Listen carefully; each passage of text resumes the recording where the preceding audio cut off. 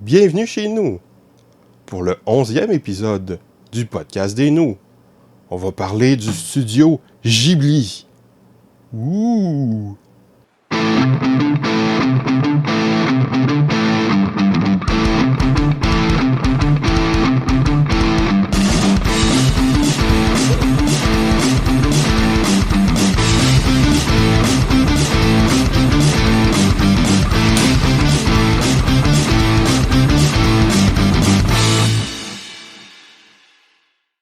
Bienvenue au podcast des nous, je suis Laurent. Voici maintenant la chronique culturelle. Parce que nous autres, on est culturés, man. Cette semaine, je vais pas tout à fait suivre ma résolution de parler d'un seul sujet, mais je vais parler de plusieurs films qui sont liés ensemble. J'ai récemment décidé de me faire un genre de festival Ghibli. Voir tous les longs métrages du studio en ordre chronologique, à la fois revoir ceux que j'avais déjà vus et voir ceux que je n'avais jamais vus. Cette envie a sans doute été causée par l'interruption du département de production en 2014. Maintenant, on peut affirmer voir l'intégralité de leurs films, en espérant qu'un jour ils relanceront la production. Peut-être en coupant dans les coûts, comme font les autres studios, ce qui ne signifie pas nécessairement qu'ils sont de mauvaise qualité. Il suffit de penser au film de Satoshi Kon. Je vais parler brièvement de chacun des films en commençant par une sélection de pré-Ghibli, les dessins animés de Takahata et Miyazaki qui ont précédé la création du studio Ghibli. Isao Takahata et Hayao Miyazaki se sont connus lors de leur début au studio d'animation Toei. Les deux étaient d'ardents syndicalistes. De la fin des années 50 aux années 70, la Toei a fait une vague de longs métrages d'assez grande qualité pour devenir une sorte de Disney de l'Asie.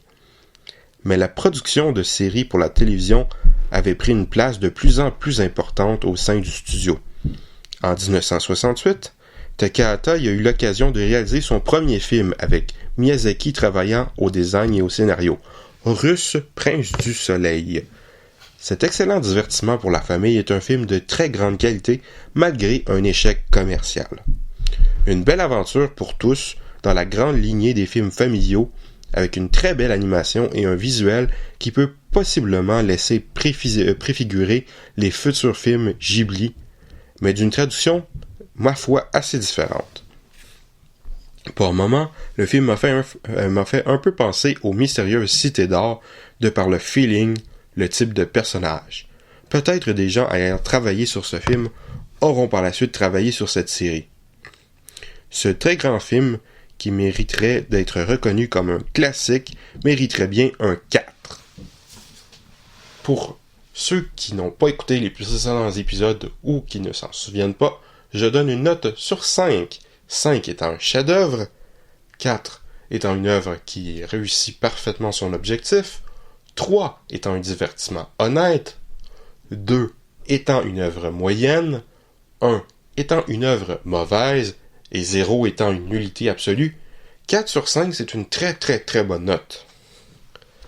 Après l'échec du film, Takahata devra démissionner et, bien vite, rejoint par Miyazaki et sans doute quelques collaborateurs, rejoindra divers autres studios où ils travailleront sur diverses séries et films dont les Panda Go Panda, Heidi et Conan Future Boy.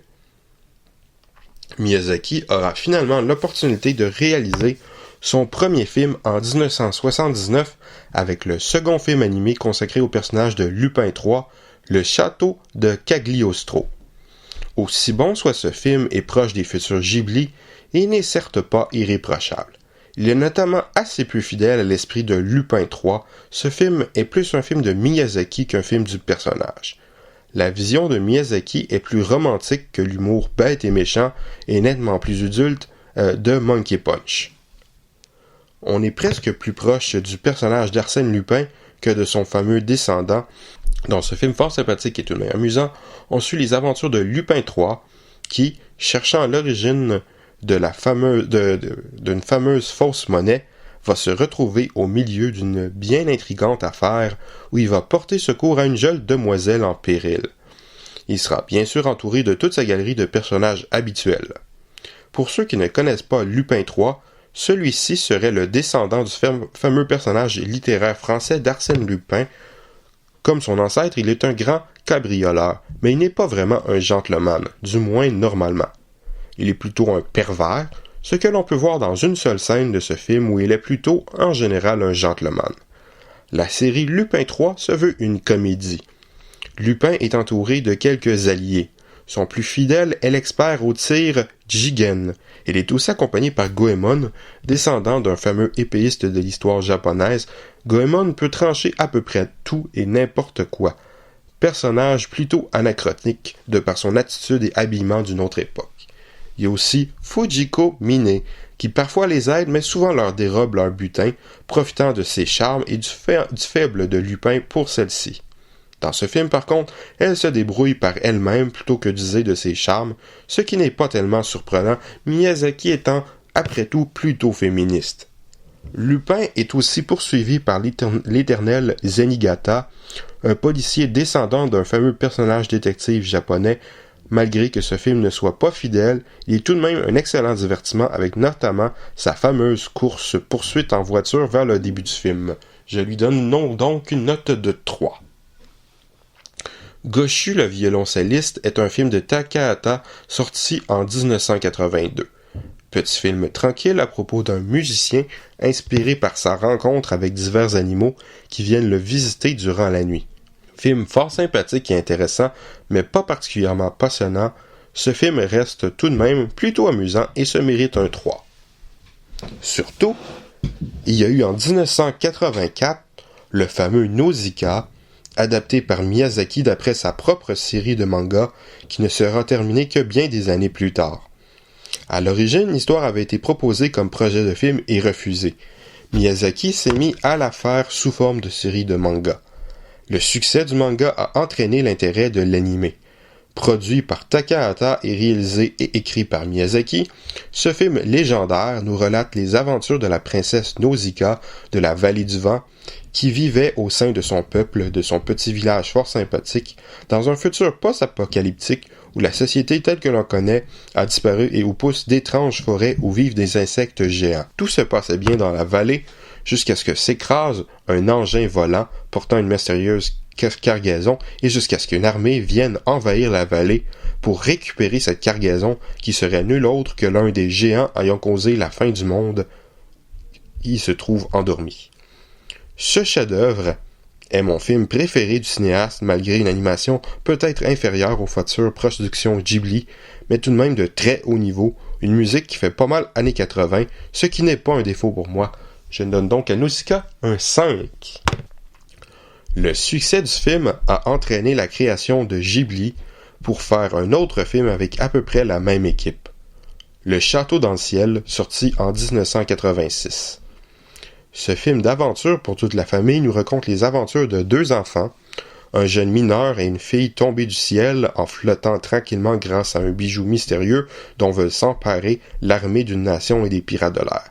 Celui-ci mènerait à la légendaire cité volante de Laputa, un extraordinaire divertissement pour toute la famille qui va réussir à enflammer son public avec son aventure, son humour et son sentiment, dont le seul reproche qu'on peut lui faire, si c'en est un, est d'avoir un réel vilain, contrairement à tous les autres films du studio.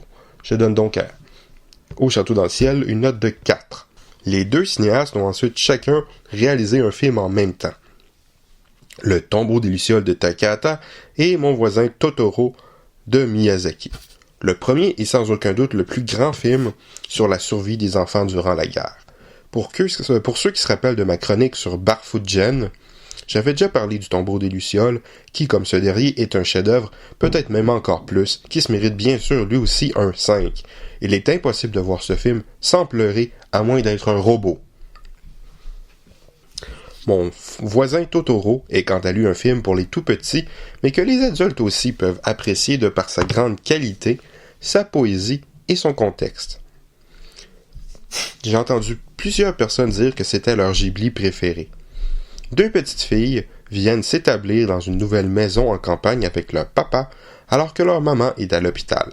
Les deux fillettes vont rencontrer de jolis monstres poilus dont un géant, Totoro, le protecteur de la forêt.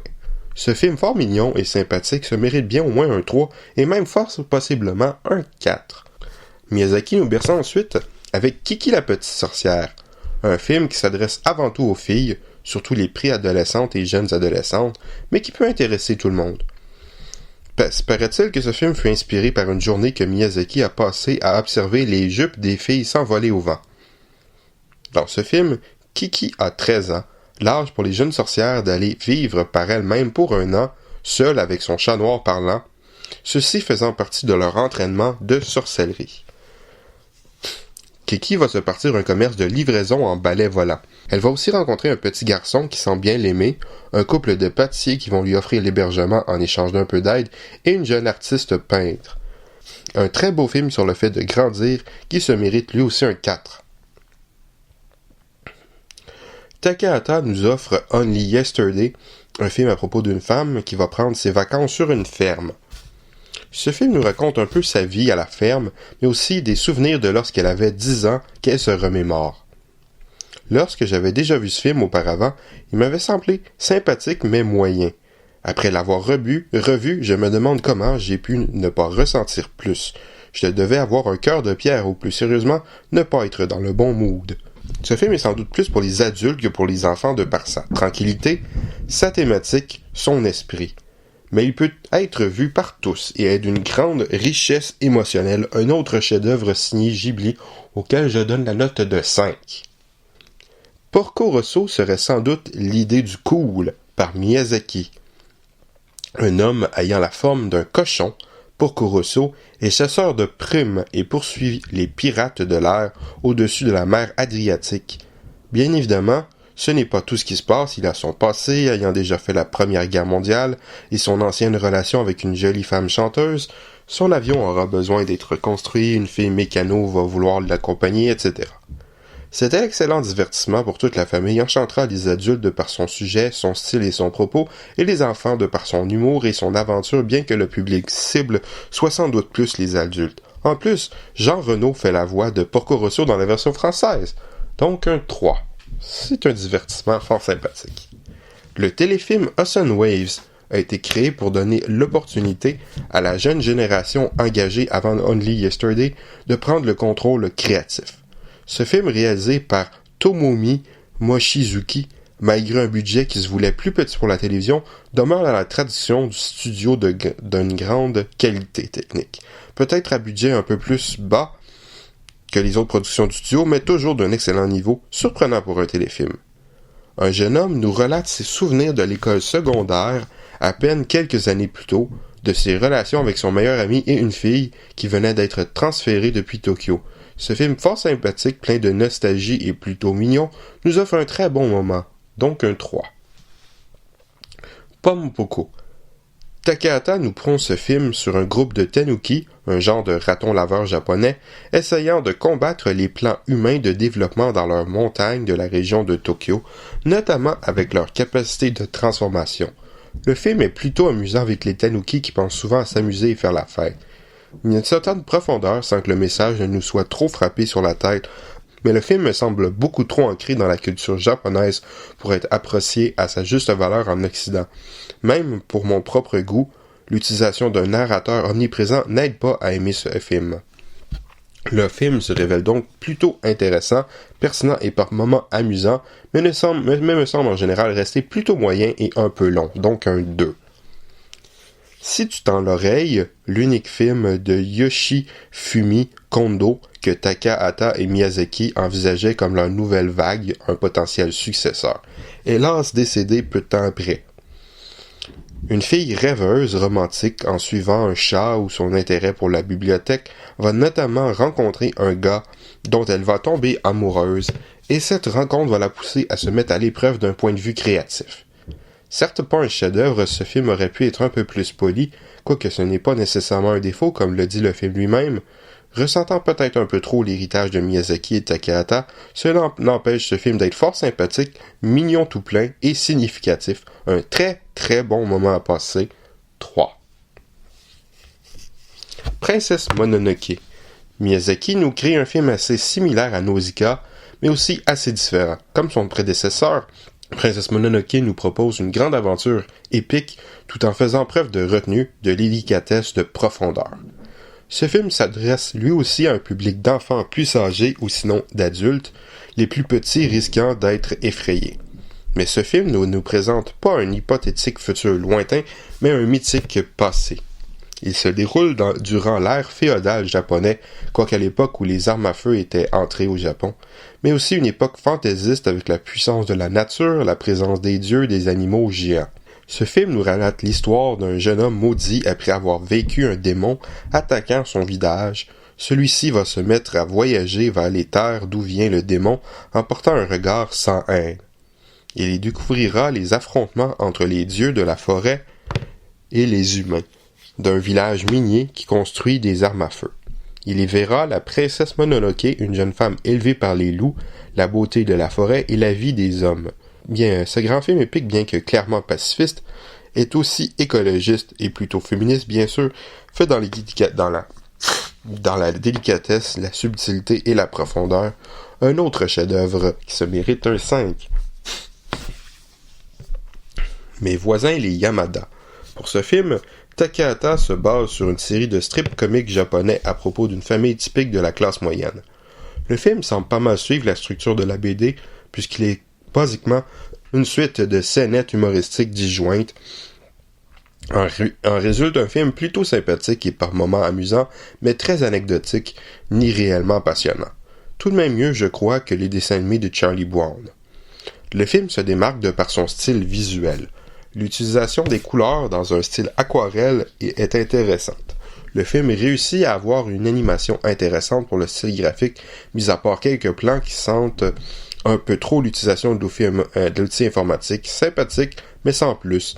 Sans doute trop long pour ce qu'il propose. Je lui donne donc un 2. Takahata a ensuite pris sa retraite. Le voyage de Chihiro. Miyazaki nous propose un film plutôt différent de ce à quoi il nous a habitués, insistant notamment un peu moins sur ses morales habituelles, ce qui ne signifie bien sûr pas que ce soit absent. Chihiro va devoir travailler dans un bain public pour les esprits après que ses parents aient été transformés en cochons. On assiste tout au long du film à une évolution du personnage qui au début est une jeune fille effrayée, pleurnicharde et peu débrouillarde. Ce film est bourré de créatures fantaisistes diverses et de lieux magiques. Inspiré sans aucun doute par tout plein d'éléments de la culture japonaise, ce film nous propose un récit qui nous semble très original et imaginatif, clairement exotique et magique. Ce film s'adresse aux enfants, peut tout à fait intéresser les adultes de par sa richesse visuelle et sa relative profondeur, mais risque peut-être d'effrayer les plus petits. Quoique les choses effrayantes se révèlent généralement pas si effrayantes, leur cas est résolu avant la fin du film. Ce film va avoir un message d'ouverture d'esprit, de pousser plus loin que le premier regard, d'accepter les autres, de les aider, de ne pas avoir peur, de foncer, parmi tant d'autres choses telles que l'écologie, grandir, la tradition, le capitalisme, etc. Un très beau film pour tous ceux qui se méritent un 4. Le Royaume des chats, encore un premier film d'un nouveau réalisateur, cette fois-ci Hiroyuki Morita. Une adolescente sera amenée malgré elle dans le royaume des chats pour devenir la fiancée du prince où elle vivra quelques aventures. Son attitude de laisser aller ne l'aide pas vraiment. Elle sera aidée par le baron Humbert von Gickingen, figure chez l'antiquaire dans Si tu tends l'oreille, et ses alliés, un gros chat blanc que l'on avait rencontré aussi dans Si tu tends l'oreille, dans un rôle assez différent, et un oiseau. Mais ce film n'est aucunement une suite de Si tu tends l'oreille, très différent de ce dernier malgré le titre anglais du Royaume des chats, The Cat Returns. Le sujet du film serait d'être soi-même, mais ça semble en fait assez secondaire. Si le film est amusant et de la qualité d'animation qu'on peut attendre d'un film du studio Ghibli, le film n'a pas vraiment le même feeling. On peut supposer que les principaux créateurs du film ont eu pas mal de liberté et une sensibilité assez différente de Miyazaki et Takahata, ce qui est sans doute un bien, mais le film n'a pas non plus la profondeur et la recherche d'un Ghibli. Divertissement très sympathique, mais sans plus, donc 3. Le château ambulant. Une jeune femme travaillante, mais qui ne prend jamais le temps de jouir de la vie et agit pas mal en vieille fille, va se faire transformer en dame âgée par une sorcière jalouse qu'elle a rencontrée par hasard un sorcier. Elle va trouver refuge dans une étrange demeure ambulante qui appartient au sorcier qu'elle a rencontré plus tôt, où vit aussi une genre de flamme qui parle et un petit garçon. Si ce film de Miyazaki est assez peu original et traîne par moments en longueur si on le compare au précédent film du réalisateur, il est loin d'être mauvais pour autant. Ce film est très romantique, pas nécessairement juste dans un sens sentimental, il est fort joli, amusant, avec une certaine profondeur, un merveilleux film pour toute la famille auquel je donne un 4. Les Contes de la Terre-et-Mer, premier film de Goro Miyazaki, le fils d'Hayao Miyazaki. Ça se passe dans un monde magique de style médiéval, clairement de la fantaisie. La magie dans ce monde serait l'utilisation des objets permis par la connaissance de leur nom véritable. Un jeune homme, qui semble cacher quelque chose de sombre, se fait protéger par un grand mage qui va lui apprendre à l'importance de l'équilibre, de n'utiliser la magie qu'en dernière mesure. Les autres personnages principaux sont une fille au passé sombre qui ne se laisse pas approcher facilement, une fermière qui les héberge et les méchants, un vendeur d'esclaves et un sorcier. Le film nous présente le style visuel et le niveau d'animation des films Ghibli, mais il en manque la profondeur et surtout le cœur. Le film ne prend jamais vraiment le temps d'approfondir les personnages, ce qui aurait pu sans doute être excusable pour un film d'action, mais ce n'en est pas un. On pourrait sans doute qualifier en quelque sorte ce film comme étant une aventure, mais le rythme est franchement très lent. Aussi, le film souffre parfois d'incohérences ou d'éléments de scénario qui semblent presque venir de nulle part. Dommage car visuellement, c'est correct et les musiques sont excellentes. On ne s'improvise pas réalisateur de films d'animation, je suppose. Mais bon, pour un premier film d'un cinéaste qui n'a jamais fait d'animation avant, il s'en sort plutôt bien. C'est moyen, mais pas trop mal, donc un 2. Ponyo. Hayao Miyazaki nous pond un autre film pour les tout-petits, mais il n'a pas vraiment la profondeur et la richesse de Totoro. Les plus grands risquent de moins l'apprécier, mais avec un cœur d'enfant, on peut l'aimer. Il se démarque surtout de par sa beauté visuelle, notamment l'animation unique de l'eau. Le film commence par une superbe séquence d'introduction avec une magnifique représentation des fonds marins, accompagnée par la très belle musique de Joe Hisaishi, le compositeur habituel des films du réalisateur. Un poisson magique devient ami avec un petit garçon qui vit en haut de la colline avec sa maman, et le poisson va éventuellement vouloir devenir une petite fille. Ce film mignon tout plein est sans aucun doute trop léger et nous présente une morale écologique, entre autres, trop peu subtile, mais c'est un bon divertissement, magnifique visuellement. Donc un 3. Arrietty, premier film de Hiromasa Yonebayashi. Comme bien des films du studio Ghibli, c'est adapté d'un roman, mais contrairement aux autres, c'est un roman que je connaissais avant. The Borrowers de Mary Norton. Je ne l'ai jamais lu, mais j'ai vu dans mon enfance une série de télévision adaptée du même roman. Certains d'entre vous risquent peut-être plus de connaître le film américain du nom du livre avec John Goodman. Ayant vu la publicité enfant, je n'avais pas envie de voir ce film tellement il me semblait dénaturé par rapport aux souvenirs que j'avais de la série télévisée. Je l'ai vu plus récemment et n'est pas si mal mais vraiment pas génial. Joue entre autres beaucoup trop dans la comédie. Dans toutes ces versions, on nous présente l'existence du peuple des emprunteurs, des genres d'humains minuscules, un peu comme les Lilliputiens dans les voyages de Gulliver. Ceux-ci vivent en se cachant et en volant diverses choses aux humains. Une jeune emprunteuse, Arrietty, prend sans doute trop de risques pour ses parents et va devenir amie avec un garçon qui l'a vu par accident, par inondation de sa part. Je ne me souviens pas pour la série télé ou le film live, mais ici le garçon est malade. Arrietty me semble beaucoup plus fidèle aux souvenirs que j'ai de la série télé que le film avec John Goodman. Dans la qualité technique des films Ghibli, avec cette fois-ci une histoire assez intéressante et bien menée, qui cadre sans doute mieux au style habituel du studio que le grand récit, si on peut le qualifier ainsi, du premier film de Hayao Miyazaki. Bien que le réalisateur ait été apparemment le plus jeune du studio, le fait d'avoir déjà travaillé dans l'animation doit aider à devenir un bon réalisateur de films d'animation. Goro va peut-être s'améliorer. Il y a quelque chose de magique dans ce monde minuscule qui utilise différemment des objets qui sont géants pour eux, qui doivent se débrouiller dans un univers gigantesque. Une belle grande aventure, un certain romantisme, pas dans le sens sentimental, donc ce film se mérite un 3. La colline aux coquelicots, second film de Goro Miyazaki, cette fois-ci avec la collaboration de son père. On y suit le début d'une relation sentimentale entre deux étudiants. Une fille qui réside et travaille dans une maison de pension et le rédacteur du journal étudiant du Quartier Libre. Le Quartier Libre est un vieux bâtiment de l'école qui s'en va accueillir de nombreux clubs étudiants. Il est question de le détruire et ceux qui l'utilisent avec l'aide d'autres étudiants veulent le défendre, notamment nos deux personnages principaux. L'action se déroule durant la période précédant les Jeux olympiques de Tokyo en 1964. Mais le film n'est aucunement à propos des Jeux olympiques, c'est simplement un repère historique. Ce film joue clairement la fibre de la nostalgie pour ceux qui ont connu cette époque, mais va aussi certainement rejoindre les jeunes adolescents de l'âge des personnages et est certainement appréciable par tous les autres. On dirait qu'à certains moments, ce film devient un mauvais mélodrame, comme le dit un des protagonistes lui-même, mais il évite l'écueil d'y sombrer. Une belle petite histoire qui remontre que Goro Miyazaki peut devenir un cinéaste très bien. On peut se demander ce que pourra donner son prochain film s'il peut en faire un avec plus de liberté, plus personnel, sans l'aide de son papa. Mais est-ce que cela va se produire? En tout cas, le film est un divertissement fort sympathique pour tous qui se méritent un 3.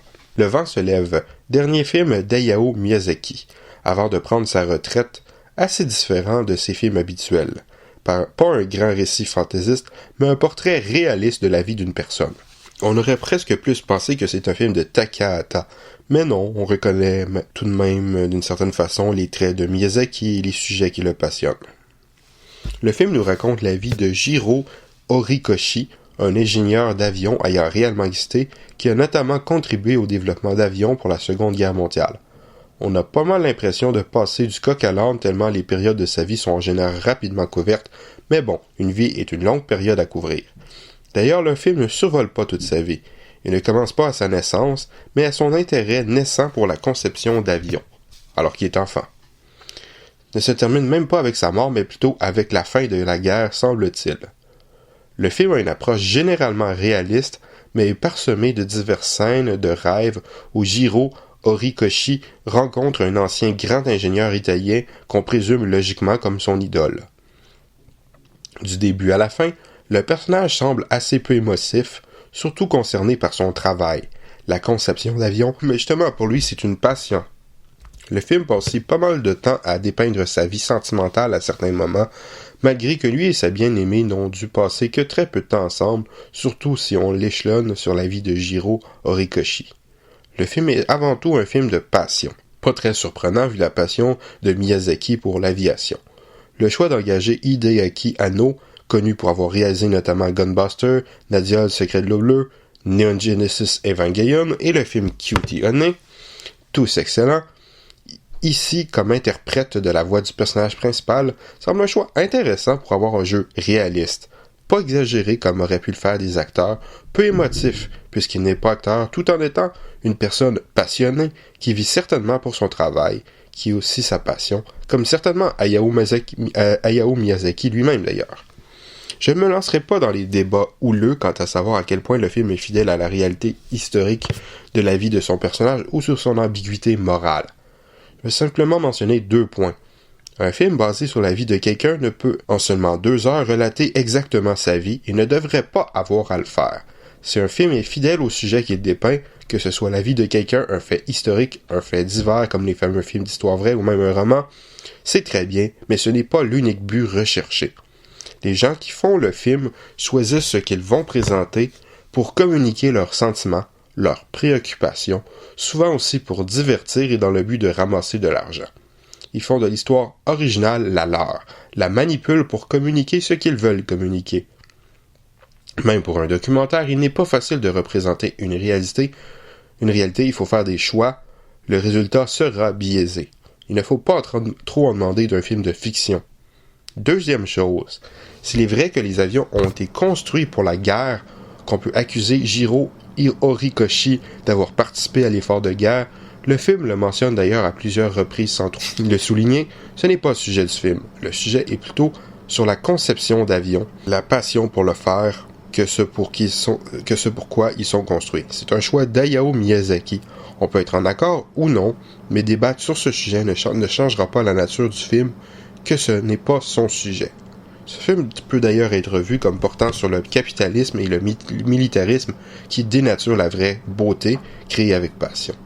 Si ce film est très intéressant, fait preuve d'une grande maîtrise de beaucoup de nuances et très réussi techniquement, si on peut sans doute le qualifier du film de la maturité d'Hayao Miyazaki, aussi questionnable, certains le trouvent-ils, je dois avouer qu'en général, je n'ai pas éprouvé beaucoup d'émotions, mis à part dans certains moments de la vie sentimentale et de la rêverie, surtout vers la fin du film. Je peux donc difficilement qualifier ce film de passionnant, mais il n'est certes pas mauvais, donc je lui donne un 3. Le conte de la princesse Kaguya. Isao Takahata est sorti de sa retraite pour réaliser ce film adapté d'un conte traditionnel japonais que tout le monde connaît là-bas.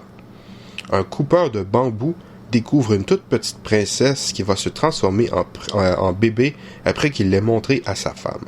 Ceux-ci vont l'élever, mais elle va grandir très vite. Elle devient amie avec un groupe d'enfants de la forêt. Son père va ensuite décider de l'amener à la cour pour qu'elle puisse devenir une princesse digne de son rang. Elle deviendra une femme reconnue pour sa grande beauté.